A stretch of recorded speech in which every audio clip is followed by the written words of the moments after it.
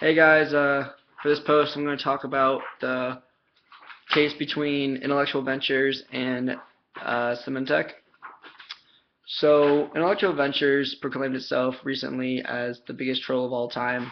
It is a Silicon Valley-based company, and it makes its own patents as well as buys other patents and uses patent litigation to make money. So the case presented is between Intellectual Ventures and Symantec, for which Symantec allegedly infringed upon three of Intellectual Ventures' patents.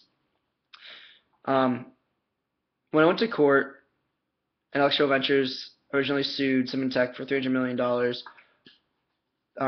for three patents, but the jury ruled that only two patents had been infringed and that $17 million was the amount to be paid to Intellectual Ventures.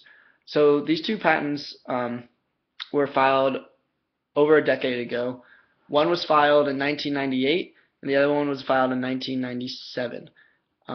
These patents were said to be infringed upon and cause for the $17 million that Intellectual Ventures would be paid. So this is interesting because Intellectual Ventures only got a fraction of what they originally asked for, while Symantec still had to pay a lot of money, but got off the hook a little bit because they didn't have to pay nearly as much as they could have. So this is interesting because the jury used judgment in order to only charge Symantec with the patents that they did infringe upon instead of the bulk of all three that were initially sued for.